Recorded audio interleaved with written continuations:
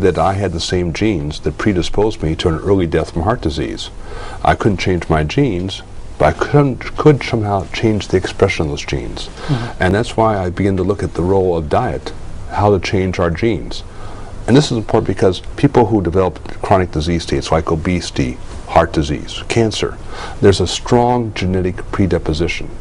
And whether those genes are turned on or turned off can be controlled by your diet. Your first book, The Zone, came out back in 1995, and I know it's been very, very popular. Does the public perceive your book as a diet book or a general health book? They really perceived it as a diet book, right. Hence the word Zone Diet.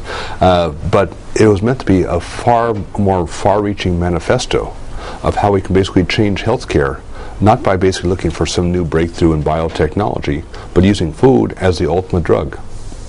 Now, the essence of the plan seems to be controlling the balance of protein, carbohydrates and fats for each meal, i.e. eat less at each meal, eat more often, more frequently through the day, and cut back on carbohydrates. Is that correct? Partially, yes. That's pretty well a good summary. The reason why you want to eat less is because it's not a matter of willpower, it's a matter of hormonal control. If your hormones are unbalanced, you're going to be always hungry. If you're always hungry, you're going to eat too many calories. What you're looking to do is balancing that protein, carbohydrate, and fat at each meal. And it's not very difficult as long as you have one hand and one eye. Right. I've heard more than once that the amount of protein you should eat is what would basically fit in the palm of your hand. Is it really that easy to visualize? It really is that simple. But notice some hands are bigger than others. and it's not fair, but that's the way life is. But that's about the maximum amount of protein you can handle at any one meal. Can you explain silent inflammation and what are the dangers of silent inflammation, and how can people tell if they actually have a problem with it? Well, when we hear of inflammation, we think of pain. Something hurts. That's why you see a doctor. But we now know there's a second type, below the perception of pain. This is what I call silent inflammation.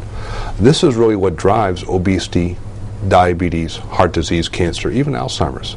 Because since there's no pain, you do nothing to stop this type of inflammation. And it lingers for years and not decades until you have enough in-organ damage, you call it chronic disease. But this type of inflammation is caused by the diet.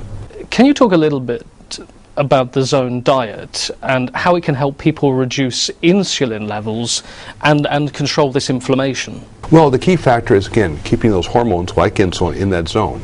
And now we go back to our how to do that. Well, we go back to our hand-eye principles. Well, we know how much protein to eat at a meal.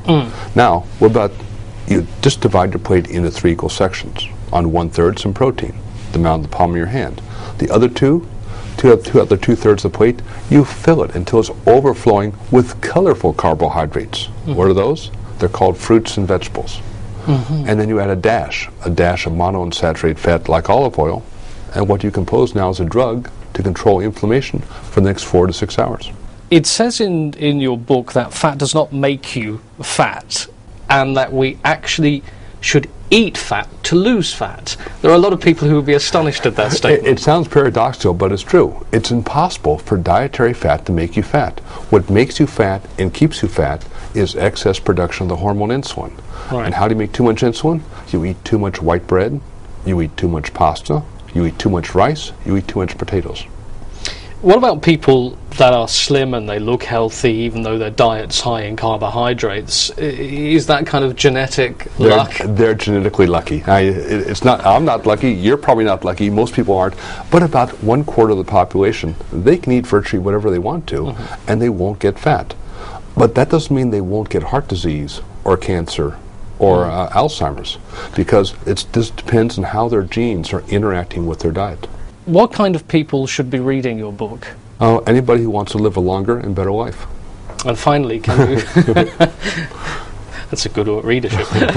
Finally, can you tell us a little bit about your trip here in Cyprus? Well, in Cyprus here we have, again, some very excellent people who have been really promoting the zone. So I came here to give them additional support to explain both to the media and to the medical profession of what the zone was designed for and how it can be implemented to basically improve the quality of life in just really a matter of days to anyone who follows